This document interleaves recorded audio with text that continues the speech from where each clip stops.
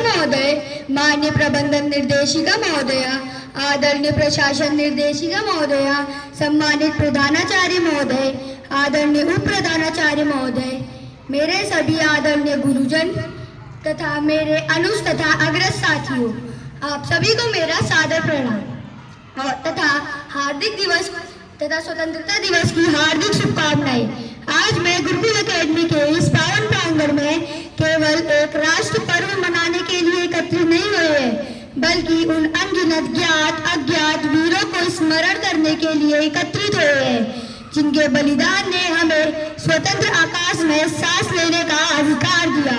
इसी पावन अवसर पर मैं मयंक सिंह बोरा, कक्षा 7वीं का छात्र, आप सभी के समक्ष अपने कुछ भाव और विचार विनम्रता पूर्वक प्रस्तुत करना चाहता हूँ।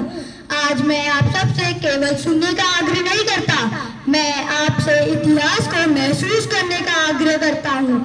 अपनी आंखें एक क्षण के लिए बंद कीजिए और कल्पना कीजिए कि हम आज 15 अगस्त 2026 में नहीं, बल्कि उस भारत में खड़े हैं जहाँ अपनी ही धरती पर अपने लोग पराये बना दिए गए थे।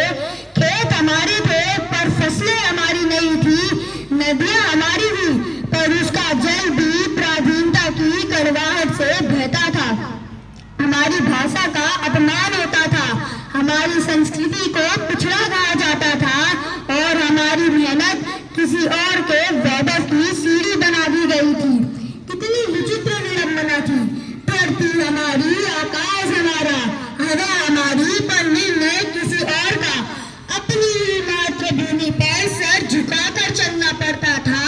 एक सैनिक अपने देश की रक्षा नहीं, विदेशी सत्ता की आज्ञा मानने को विवश था। और उसी अंधेरे में एक प्रश्न भारत से भारत माँ पूछ रही थी, क्या कोई है जो इस अपमान का उत्तर देगा? कहीं एक माँ ने अपने बेटे की आंखों में अग्नि देखी, कहीं एक बहन ने राखी से पहले राष्ट्र का मान चुना, कहीं एक पिता ने अपने कांपते हृदय को साहस में बदल दिया। और तब इस धरती ने ऐसे पुत्रों को जन्म दिया जिनके लिए जीवन छोटा था, लेकिन भारत बड़ा था। फिर वह समय आया जब भारत ने केवल प्रार्थना नहीं की, प्रतिज्ञा की। किसी ने तलवार उठाई, किसी ने सत्याग्रह का मार्ग चुना, किसी ने कलम से क्रांति लिखी और किसी ने हंसते हंसते फांसी का फंदा चूम लिया।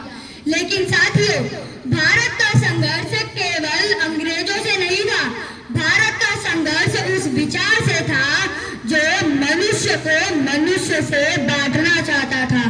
इसी भूमि ने हमें सिखाया, मजहब नहीं सिखाता आपस में बैर रखना। हिंदू है हम, वतन है हिंदुस्तान हमारा, वतन है हिंदुस्तान हमारा। यही भारत की आत्मा है।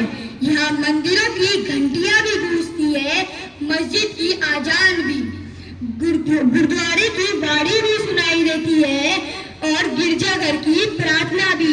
विविधता यहाँ विभाजन नहीं, विरासत है। और फिर वह ऐतिहासिक रात आई, 14 अगस्त 1947 की रात। सदियों की बेड़ियां टूटने वाली थी, लाखों बलिदानों की तपस्या पूर्ण होने वाली थी। घड़ी ने 12 बजाए और इतिहास ने करवट ली। तिरंगा पहली बार स्वतंत्र आकाश में लहराया और उसी क्षण ऐसा लगा मानो आसमान भी झुककर कह रहा हो, अब तुम स्वतंत्र हो। और हवा भी धीमे स्वर में कह रही हो, अब तुम स्वतंत्र हो। उस रात एक अनोखी शांति थी, न युद्ध का शोर, न गुलामी की चीख, बस एक कंपन था, नए युग के जन्म का कंपन।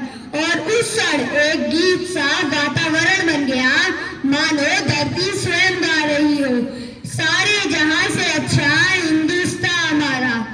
और फिर उस रात ने एक भविष्य की ओर इशारा किया, एक ऐसे भारत की ओर जो केवल आजाद नहीं, बल्कि आत्मनिर्भर, सशक्त और विश्व गुरु बनने की ओर अग्रसर था। आज का भारत उसी स्वप्न की नींव पर खड़ा है। हमारे पास अवसर है, तकनीक है, ज्ञान है और सबसे बड़ी बात युवा शक्ति है।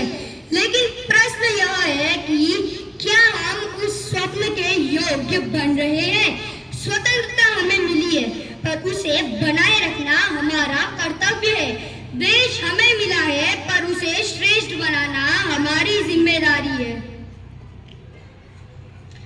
आज हम केवल तिरंगा नहीं फहराना है, बल्कि अपने कर्मों से तिरंगे की गरिमा को जीना है।